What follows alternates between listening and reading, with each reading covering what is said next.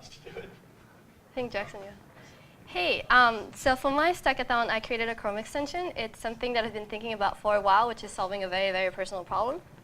I read it on the news, and I'm always sharing links with people, friends, family. But it always means that I have to go on a different website, open my Gmail, my Facebook, or Telegram, or whatever it is that that other person is using. And hopefully, they'll actually open my message and click on the link. So I created a Chrome extension so that you can share messages and links directly through the Chrome console, or the Chrome browser. I called it Partage, which means sharing, but it might be rebranded as Pine because it's a little pineapple and that's easier to pronounce.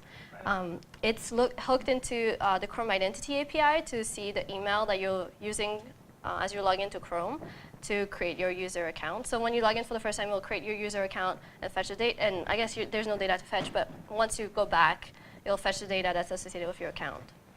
So when you log in for the first time, you can click on edit your profile, add a username, a display color that will be used for your friends to see your messages, and add the friend's email. So let's see here. I'm going to be adding Ranjit as my email. So I'll click on Make Change. So next time I open it, I'll be able to send Ranjit's messages. So actually, let's find something that Ranjit would like.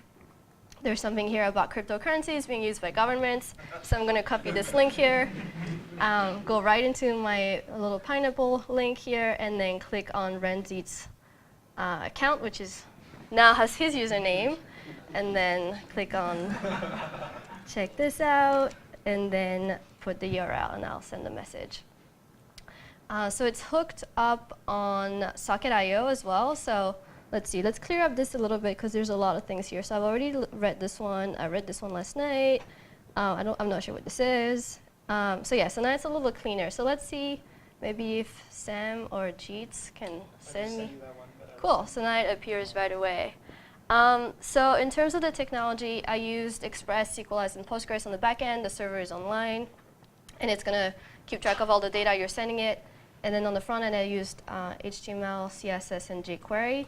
jQuery was probably the toughest part, ironically, because this is jQuery nested inside of my Chrome extension, nested inside of my Chrome console, my Chrome browser. So it took me 2.5 days to figure out where my console logs were going, which made it very hard to debug when I was trying to figure out my AJAX calls to the database and connecting the two. So that probably, I lost a lot of time doing that. But now it works, and I'm pretty excited. The last thing I was trying to figure out last night was Chrome desktop notification, so that you get a little notification every time you get a new link. But it only worked when the pop-up was open. So because I was using the Socket.io, and I guess the Socket.io is only really working when you have the pop-up open. So I didn't get the Chrome notification to show up here. But besides that, it's working, and pretty excited to have that now. So thank you.